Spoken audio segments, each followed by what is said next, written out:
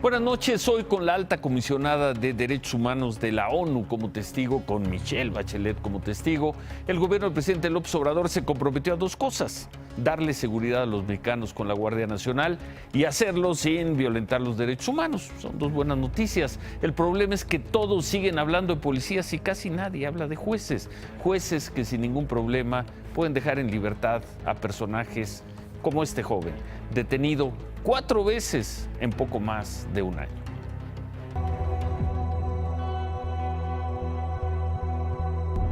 Cuando llegué aquí se ve todo como sucio, más gente haciendo maldad, que todos nada más están buscando a quién chingan.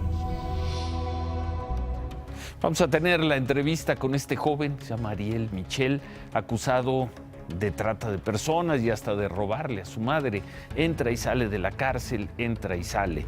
Y hablando de cárceles, ¿qué tal este caso? En diciembre, Rogelio Aboite, presidente municipal de Morena en Bacum, Sonora, fue detenido por la patrulla fronteriza cuando intentó cruzar a Estados Unidos usando un pasaporte falso. Sí, un pasaporte falso. Días después, el vocero del ayuntamiento dijo que el presidente municipal había pedido licencia por cuestiones de salud y negó que estuviera detenido. Y lo siguieron negando. Hasta que hoy, un tribunal, el Tribunal de Distrito en Tucson, en Arizona, lo sentenció a 15 meses de prisión a este señor, a Rogelio Aboite. El tribunal lo acusó de renovar su pasaporte utilizando la identidad de otra persona. Además, fue acusado de ocultar de no informar de otra condena que tuvo en Estados Unidos en 2010 por tráfico de cocaína en el estado de Luisiana. Pese a todo esto, el vocero del ayuntamiento sigue negando la detención.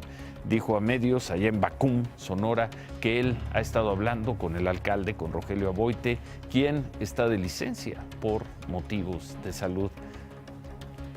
Eso siguen diciendo. Hoy fue un martes con varias noticias relevantes en el caso de los médicos residentes que el viernes tenían en paro a 10 hospitales nacionales. El martes comenzó con una marcha de residentes del Hospital General de México a Palacio Nacional.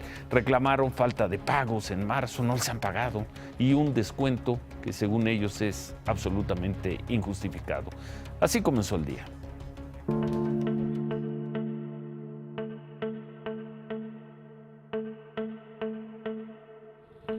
A las 6:55 de la mañana, 400 médicos residentes del Hospital General de México caminaron hacia Palacio Nacional. Marcharon por más de una hora a lo largo de la avenida Cuauhtémoc. Su caminata fue ordenada, rápida y sin bloquear vialidades. Sus consignas eran claras: aclarar esta situación ambigua en la que el residente se encuentra, ya que no somos becarios o empleados, y entonces a veces tenemos los pocos beneficios de un becario y nada de los beneficios de un trabajador. Creemos que es momento de aclarar esta situación. A veces sacrifica uno muchas cosas para formarse y no siente el apoyo de las autoridades en ese sentido. No estamos dejando de lado nuestras responsabilidades. Nosotros estamos haciendo nuestras labores por vocación, pero exigimos que nos ayuden, nos apoyen en la resolución de estas que son nuestras necesidades. A las 8 de la mañana con 15 minutos, los residentes del Hospital General de México llegaron al Palacio Nacional. Una comitiva de 5 médicos ingresó a las oficinas de atención ciudadana del Gobierno de México. Ahí entregaron un documento con las principales demandas de su movimiento, entre ellas la devolución de 3,000 pesos que aseguran les descontaron sin previo aviso y un ajuste salarial acorde con la ley, entre otras. Una hora después, los médicos salieron de la oficina de atención ciudadana. Logramos conseguir un primer paso que me parece positivo, hay que destacarlo, que hay apertura. Entonces vamos a reunirnos con el director de finanzas de la Secretaría de Salud, que será quien deba responder de manera inmediata a esta cuestión de los pagos y el bono sexenal. La comitiva informó a los residentes del Hospital General de México sobre la reunión que tendrían en las instalaciones de la Secretaría de Salud a la 1 de la tarde. Esa promesa de reunión fue para ellos el primer avance en la lucha por mejorar su situación laboral.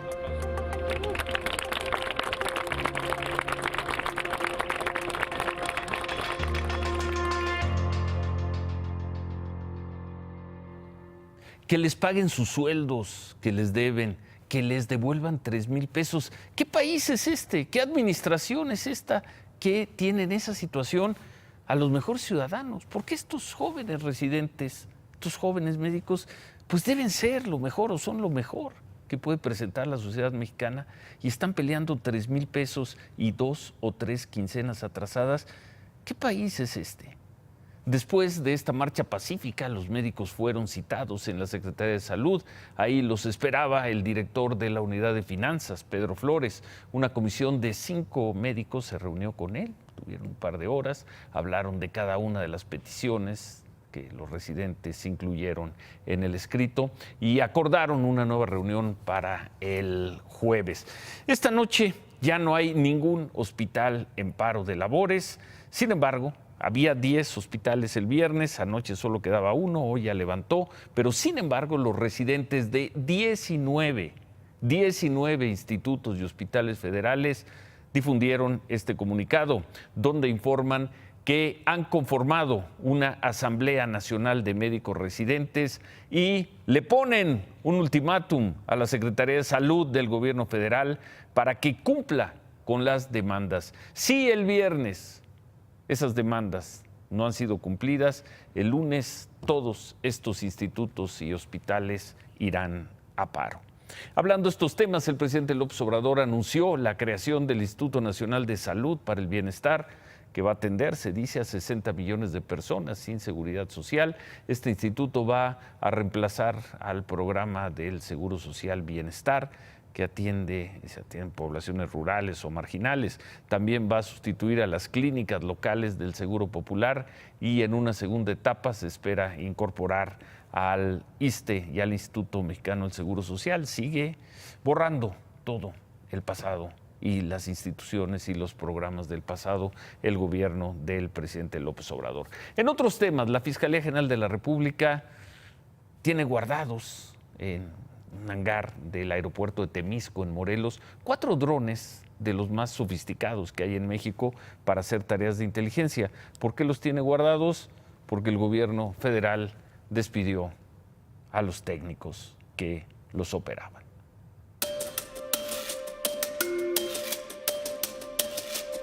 Estos son los 4 drones que la Fiscalía General de la República utilizaba para realizar labores de inteligencia contra el crimen. Estos modelos fueron comprados en Israel y solo existen en ese país y en México. Sin embargo, aquí ya no son utilizados, pues el gobierno federal despidió a los pilotos que los manejaban. El equipo que operaba estos drones estaba integrado por 12 pilotos, 4 que los manejaban y 8 quienes a distancia monitoreaban lo registrado por el dron. Además de técnicos, jefes de misión y un encargado de la unidad. Sin embargo, debido al plan de austeridad del gobierno de López Obrador, se decidió cerrar la Oficina de Operaciones Aéreas Tácticas. Con ello, fueron despedidos 12 de los 25 integrantes del equipo que manejaban los drones. Este equipo incluso fue enviado a Israel para capacitarse. Excelsior habló con los pilotos, quienes acusaron que la mayoría de ellos fueron despedidos sin liquidación.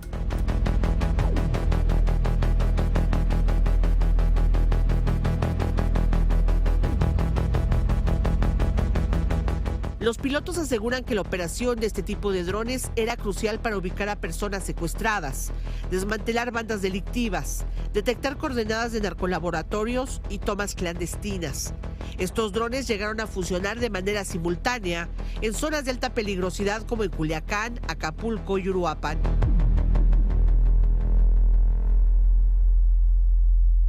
Bueno, el 19 de marzo el gobierno de Nuevo León presumió la compra de un dron de última generación que le había costado 54 millones de pesos, pero pues la Marina vende drones similares a un costo 25% más bajo. El gobierno de Nuevo León informó incluso que estaba capacitando a los operadores porque son drones muy especializados. Pero bueno, 2 estampas de lo que está haciendo la administración pública. Por un lado, no le pagan a los médicos residentes y por el otro, hay drones que según esto hacían un trabajo relevante en el combate al crimen, pues que están estacionados, están guardados porque se despidió a los operadores. La Fiscalía General de la República informó que detuvo a José Roberto Stolberg, a quien le decían la Barbie o le dicen la Barbie, señalado de ser uno de los líderes del grupo criminal Los Zetas, vieja escuela. Fue detenido en Tlajomulco, Jalisco, y era uno de los objetivos principales del gobierno de Tamaulipas. Se ofreció una recompensa de $500 million por información. De acuerdo con las autoridades de Tamaulipas, el señor José Stolberg operaba en ese estado desde 2016, pero lo detuvieron en Jalisco.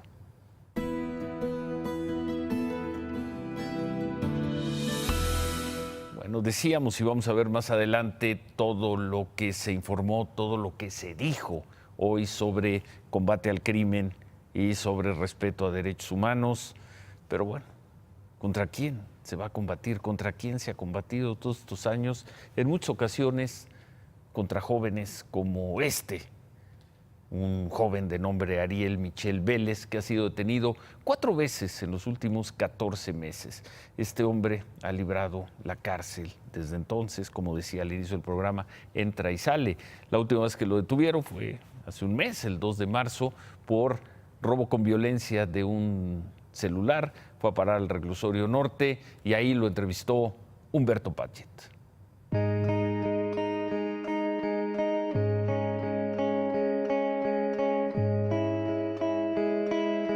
Le llaman el tatuado, pero él dice ser el Phantom. Le dicen delincuente, ladrón, golpeador, incendiario, proxeneta, multireincidente que encarna la obstinación por el fracaso de la justicia en México. Pero él dice ser inocente de todo, excepto de que ha rendido una y otra vez ante las drogas. Es Ariel Michel Vélez Córdoba, un hombre de 27 años de edad, cuyo desfile por las agencias del Ministerio Público y prisiones de la Ciudad de México le han convertido en un personaje casi público. El Phantom entró la semana pasada al reclusorio norte. Lleva 70 dibujos en el cuerpo. Una pequeña fortuna que él mismo contabiliza asciende a $200,000, o lo que equivalga en dólares, porque el personaje que es hoy está en buena medida hecho en Estados Unidos. Cuando era niño estaba en una pandilla de Estados Unidos, de cholos, se podría decir algo así. ¿Cómo se llamaba su clica? La 4GM, la 4ª generación de los Mesías. Michel volvió a la Ciudad de México a los 18 años. Llegó con la adicción a la cocaína en piedra y se instaló en casa de su madre en la colonia Doctores, a unas cuadras de la Procuraduría de Justicia y de la sede del Poder Judicial de la Ciudad de México. ¿Le gustó el cambio? No, todo es muy diferente. Cuando llegué aquí se ve todo como sucio. Más gente haciendo maldad. Aquí todos nada más están buscando a quién chingan. ¿A usted lo han querido chingar? Muchas veces. ¿Y qué ha pasado? Prisión tras prisión. Dicen que usted ha estado en prisión 10 veces. No, mentira. ¿Seguro? Segurísimo. Víctima o beneficiario del sistema, Ariel Michel Vélez ha enfrentado acusaciones penales una decena de veces, de las que solo 2 lo han llevado a prisión. La familia del Phantom sostiene que la anterior detención e ingreso al reclusorio Oriente obedeció a una acusación infundada de una mujer transexual que se prostituye en la avenida Insurgentes y quien, despechada, lo denunció por trata de personas, de prostituirla y de arrebatarle sus ganancias. Al final el Phantom salió de prisión libre absuelto por falta de pruebas, como siempre. Una de esas veces, de la misma procuraduría se filtró que su madre lo denunció por robarle $100. Oiga, ¿y su mamá no lo acusó una vez de robo? No. ¿Eso no ocurrió? Eso no ocurrió. Pero todos vimos que existió incluso un juicio en el que ella se desistió. Ella me quería anexar. Me agarraron las patrullas y en el MP no sé, ella ya no se presentó porque pues ella nada más quería llevarme a anexar y los policías me tuvieron que llevar hasta el Ministerio Público y pues ella no quería eso, nada más quería que me detuvieran en lo que llegaban los del anexo. Entonces se enojó y como no se presentó me llevaron a juicio, pues ella en el juicio pues tuvo que decir que pues ¿no? Que como que ella no, pues, prácticamente que, pues, que yo no la había robado, ¿no? Que nada de eso había pasado, por eso el juez pues, me entregó la libertad ese día. ¿Y por qué lo quería anexar?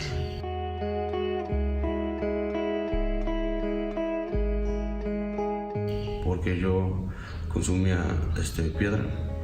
Diario. diario, sin parar. Varias veces al día. Todo el día prácticamente. Actualmente, el Phantom enfrenta un proceso por robo a transeúnte. En la versión de la fiscalía, el hombre asaltó violentamente a alguien en la calle y le arrebató su celular.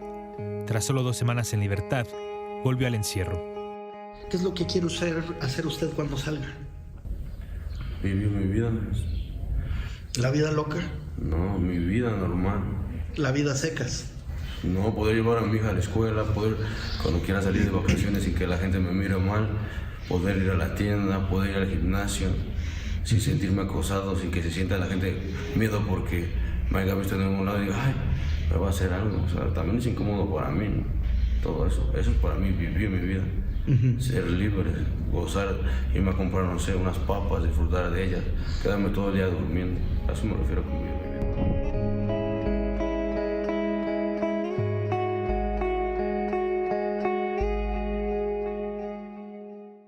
Ahí están las estampas del crimen en México.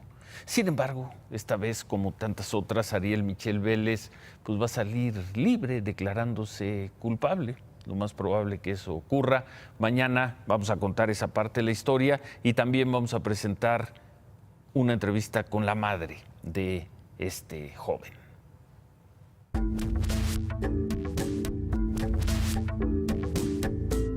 De violencia y derechos humanos se habló mucho hoy en Palacio Nacional. La alta comisionada de la ONU para los Derechos Humanos, Michelle Bachelet, y el presidente López Obrador firmaron una carta compromiso de asesoría en derechos humanos para la Guardia Nacional. ¿Para cuándo comience a operar la Guardia Nacional? La mañanera presidencial de Palacio, plataforma gubernamental de nombramientos, presentación de programas, proyectos culturales, hoy se habilitó como escenario para recibir visitas internacionales. Ya llegó la señora Bachelet.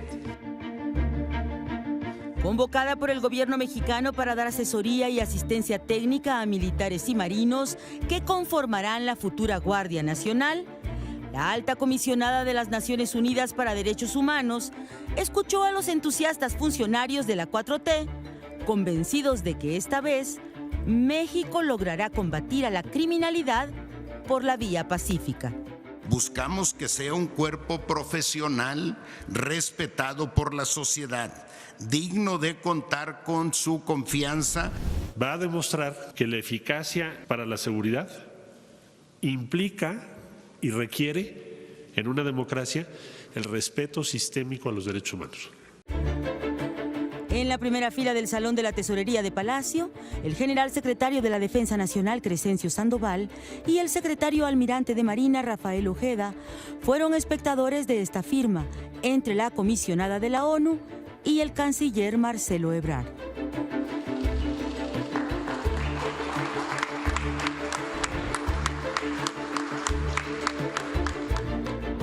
Y conocieron en voz de la expresidenta de Chile de qué se tratará eso que los civiles llaman el nuevo paradigma de la seguridad.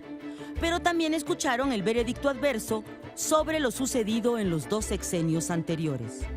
El acuerdo firmado hoy es amplio, va más allá de la capacitación e incorpora elementos que reforzarán el carácter civil que debe tener un cuerpo de seguridad. De esta forma se superaría el paradigma que en los últimos 12 años ha desprotegido a las personas y ha sido una fuente de agravio para sus derechos. Ya con el visto bueno de las Naciones Unidas, el presidente López Obrador tomó la defensa del ejército que, cuando se ha desviado, aclaró, fue por instrucciones del Poder Civil. E hizo una precisión. En la guardia que viene, sí habrá uso de la fuerza, pero será moderado. Lo que eso signifique. Vamos a llevar a cabo este cambio de garantizar la seguridad sin violar derechos humanos. Por eso le agradecemos mucho el que nos acompañe en este proceso. Lo que eso signifique, dice el presidente López Obrador, más bien dice nuestra compañera Ivonne Melgar, lo veremos algún día, quizá pronto haya una Guardia Nacional, veremos si es una Guardia Nacional que logra imponerse a los criminales o si va a ser una Guardia Nacional que va a ser apedreada maltratada, humillada por los criminales, y veremos si en efecto hay un cambio en la manera de operar de esta Guardia Nacional a como lo venían haciendo, pues quienes la van a integrar, los soldados, los marinos y los policías federales. Eso lo veremos muy pronto.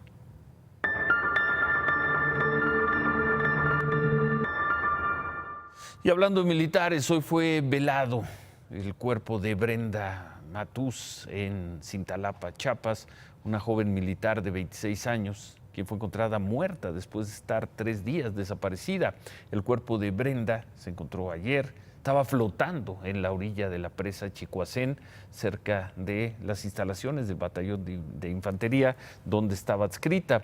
El padre de Brenda tuvo contacto con ella por última vez el viernes. Ella le avisó que iría a visitarlo a su casa en Cintalapa, pero nunca llegó. Lo último que supo es que su hija salió el viernes en su día de descanso, que lo acompañaban 4 militares, una mujer y 3 hombres, y pues ya no supo más de ella hasta que se encontró el cadáver. Dijeron que se andaban con ella y de ahí que una u otra estaba con un compañero y de ahí que desapareció, y hasta ahí es lo que las versiones que nos decían. Pues la verdad no fue, pues yo creo que no lo haya hecho por su propio gusto, pero yo pido justicia para los que hayan sido culpables de lo que pasó con mi hija. Los 4 militares que salieron con la joven fueron presentados ante el Ministerio Público, pero bueno, no están detenidos. La investigación del caso está a cargo de la Fiscalía del Estado de Chiapas y no de la autoridad militar, porque los elementos estaban en horas de descanso y los hechos no se dieron dentro de las instalaciones militares. En otras cosas, por la mañana hablamos con Jorge Zapata, nieto de Emiliano Zapata. Nos dijo que los familiares del caudillo del sur, de Emiliano Zapata, no asistirían mañana al aniversario luctuoso que va a encabezar el presidente López Obrador, o que pensaba encabezar el presidente López Obrador en Chinameca. Mañana, 100 años de la muerte de Emiliano Zapata, y los familiares de Zapata le dijeron al presidente López Obrador: no lo vamos a acompañar. No tenemos por qué rendirle pleitesía a una persona que no cumple lo que dice. Entonces, como familia, nosotros nos organizamos y lo que vamos a hacer es la velada luctuosa del general, y hasta ahí nada más. Cuando viene en campaña a comprometerse a darle marcha atrás a la termoeléctrica, eso es algo de las cosas importantes que no nos ha cumplido. Llega a la presidencia y luego le da luz verde. Entonces, una incongruencia, ¿no? Decir una cosa y hacer otra. Y para no toparse con los familiares de Emiliano Zapata, o para no toparse con los opositores al proyecto de la termoeléctrica de Huesca, el evento de la conmemoración de los 100 años del aniversario luctuoso de Emiliano Zapata ya no tendrá lugar en Chinameca. Ya no será, bueno, no va a ser en Cuautla, ahí cerca, en Chinameca. Ahora el evento se va a hacer en Cuernavaca, a unos 60 kilómetros de distancia. Decisión que toma el presidente López Obrador: no va a Cuautla, no va a la zona de Chinameca, se mueve unos kilómetros, estará en Cuernavaca. Vamos a regresar a este tema al final del programa. En otras cosas, la Secretaría de Hacienda informó que el precio de los combustibles no ha disminuido como se esperaba y acusó a empresarios gasolineros de haber aumentado su margen de ganancia.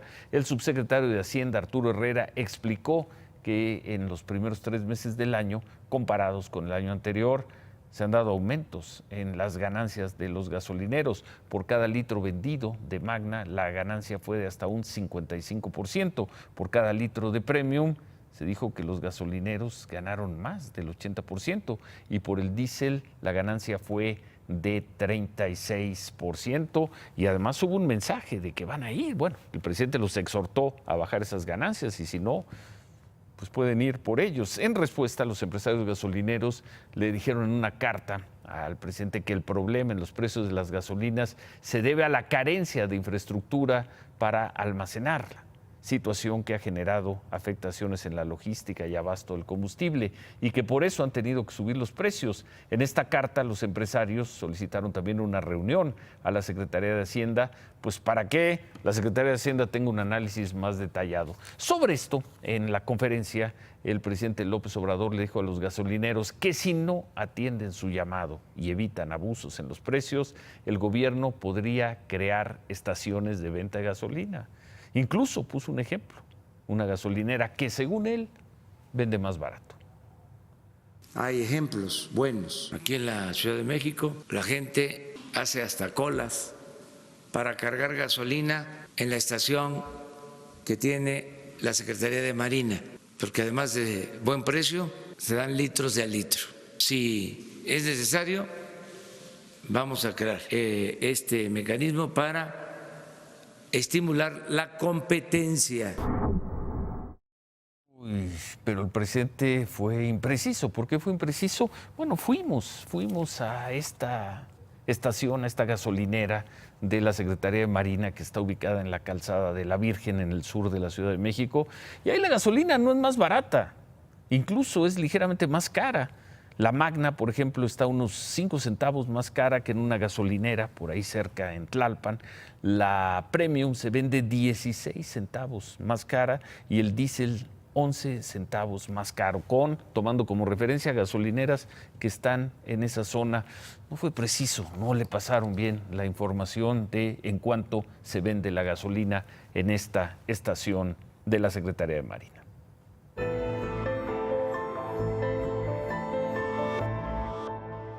El canciller Marcelo Ebrard dijo en una entrevista con el diario El País que el gobierno del presidente López Obrador no piensa invitar a Donald Trump a México y reconoció que hay una relación difícil con el gobierno de Estados Unidos. Esta noche Donald Trump tuiteó: estamos arreglando la frontera, México no va a permitir que la gente pase. Por la mañana Trump negó que vaya a aplicar la política de separar a niños migrantes de sus padres, aunque dejó claro que para él esa política funcionaba bien.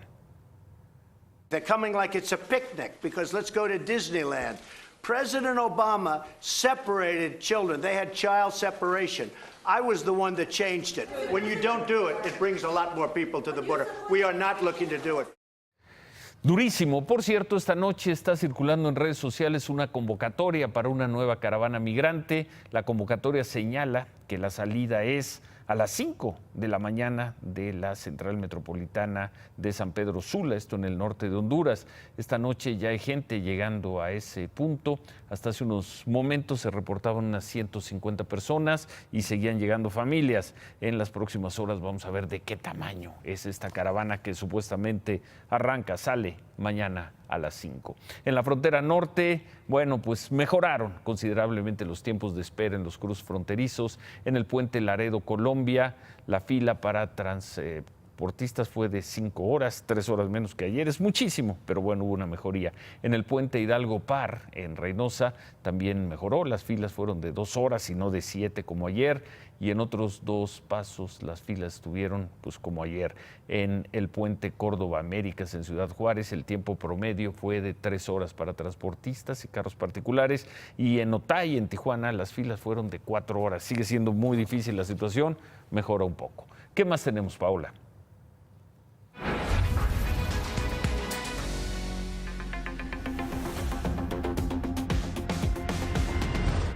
Se llevó a cabo otra reunión de conciliación entre miembros del Sindicato Independiente de Trabajadores de la UAM y autoridades de esta casa de estudios, quienes presentaron una nueva propuesta que será analizada por el sindicato, que ya adelantó que continúan con su exigencia de un aumento salarial superior al 3.35% y 3% de reajuste al tabulador, además de pedir los salarios de los meses de enero, febrero y marzo pese al paro, algo que por adelantado ya fue rechazado por la UAM debido a las pérdidas económicas que han tenido en estos meses.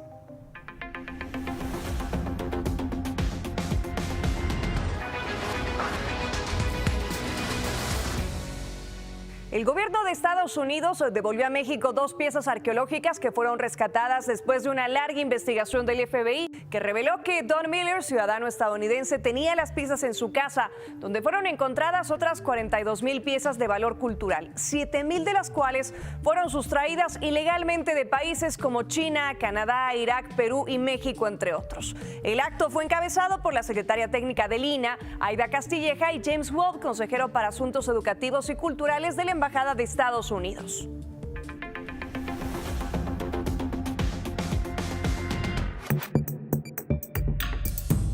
Ante la falla eléctrica que se registró hoy en la línea 9 del metro de la Ciudad de México, que afectó a miles de usuarios, el sistema de transporte colectivo Metro publicó un justificante para que las personas perjudicadas pudieran presentarlo en sus trabajos, escuelas o universidades. Este señalaba que desde las 7:45 a las 8:57 se registró una falla en el tramo Velódromo-Pantitlán, lo cual causó un retraso de 2 horas. La constancia estaba firmada por el subdirector de operación del metro, Naulea.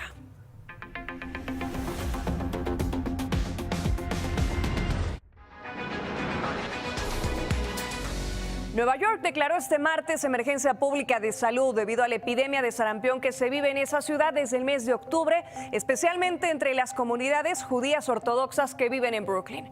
Por ello, el alcalde Bill de Blasio llamó a las personas sin la vacuna contra el sarampión a vacunarse para proteger al resto de la comunidad y ayudar a reducir la epidemia. La decisión se tomó un día después de que el Departamento de Salud amenazara con cerrar algunas escuelas judías o sancionarlas si admiten a niños que no son vacunados. También habrán multas a adultos que no estén vacunados. Permiso, Ciro. El secretario de Comunicaciones y Transportes, Javier Jiménez Espriu, dijo hoy en una comparecencia ante senadores que la cancelación de la construcción del aeropuerto de Texcoco no fue por actos de corrupción o de mal uso de recursos públicos. Explicó que la cancelación fue una decisión de carácter técnico por el excesivo costo, porque iba a costar mucho la obra, que iba a ser un pozo sin fondos, un elefante blanco, dijo el secretario, pero no por corrupción. El Fondo Monetario Internacional redujo la perspectiva de crecimiento de la economía mexicana. Para este año espera que ese crecimiento sea de apenas 1.6%, un cálculo menor al que había proyectado en enero. El Fondo Monetario Internacional también redujo la perspectiva de crecimiento de México para el 2020. Bienvenidos al teléfono descompuesto de la 4T. Acompáñenme a ver esta triste historia. No hay aumentos de impuestos, ni hay impuestos nuevos. Los compromisos se cumplen. Digo esto porque ayer salió la noticia de que se iba a restablecer el impuesto de la tenencia. Eso no es cierto. Eso es lo que quisieran nuestros adversarios, que nosotros incumpliéramos nuestros compromisos. Se van a quedar con las ganas. Tengo la impresión de que el presidente no sabía cuál era la fuente de información. No, bueno, sí sabía. Si hubiera sabido, a ver, no, si hubiera la fuente sabido, fue el subsecretario. Por eso, yo creo que el presidente no lo sabía.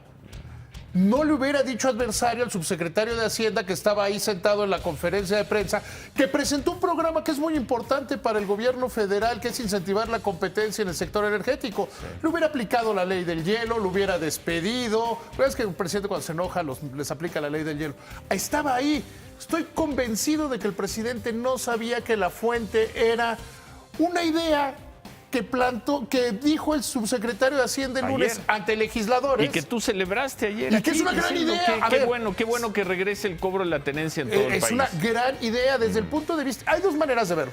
Lo quieres ver desde el punto de vista político, es una aberración, porque no es un impuesto popular y le cae mal a las clases medias, que son las que más se quejan.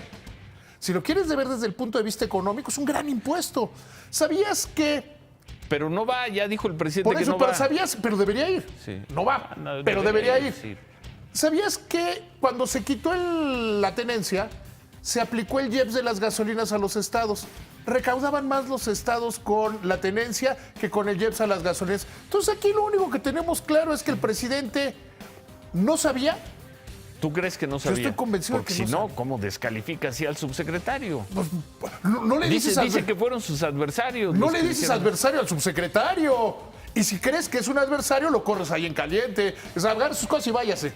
Esa es la historia. O sea, al final del día es el subsecretario preocupado por cómo vamos a aumentar la recaudación ante la caída de los... dinero. Dijo muchas ideas, también dijo... Una de ellas, quédate en la tenencia para que no nos vayamos. No, porque también dijo algunas interesantes, ¿eh? Dijo de hacer el impuesto predial, hacerlo federal y darle su participación a los estados, cobrarle a plataformas como Uber, Netflix y los streamings su impuesto. Estaba dando ideas.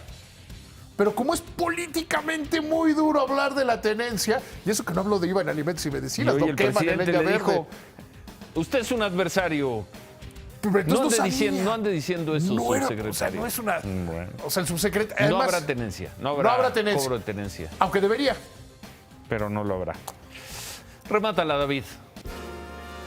Miren, la inflación regresó al 4%, en buena medida por el precio de los energéticos. De ahí que el programa, que nadie le hizo mucho caso, para incentivar la competencia y disminuir los márgenes de las gasolinerías, hoy debió haber sido el tema fundamental en la conferencia mañanera del presidente López Obrador. Hacemos una pausa, regresamos con Javier Alarcón y los deportes, y mañana los 100 años de la muerte de Emiliano Zapata. El presidente López Obrador no estará con los familiares de Zapata, va a estar con Cuauhtémoc Blanco. Volvemos. No es buena señal para el presidente López Obrador que en su primer gran encuentro con la historia, los familiares de uno de los héroes patrios le den la espalda y lo acusen de no cumplir su palabra. Cumplir la palabra es algo que tenía un valor supremo para Emiliano Zapata. Mañana se cumplen 100 años de su asesinato y los familiares del caudillo del sur le mandaron decir al presidente López Obrador, lo vimos aquí, que no lo acompañarían en la ceremonia que tendría lugar ni más ni menos que en Chinameca, donde mataron a Zapata. Los familiares están muy enojados por el empeño del presidente en construir la termoeléctrica de Huesca. Por eso anunciaron que le van a dar la espalda. Rápido de reflejos, el presidente López Obrador tomó una decisión que no le debe gustar, pero que quizá sea la más inteligente. Movió el lugar de la ceremonia. En vez de Cuautla, Chinameca, va a ir a Cuernavaca. En vez de estar en una tormentosa intemperie con los auténticos zapatistas, el presidente optó por el calor que seguramente le va a dar Cuauhtémoc Blanco.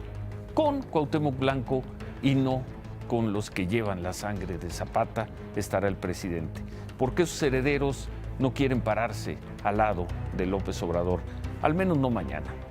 Mala señal para la mitología, para la simbología de la Cuarta Transformación.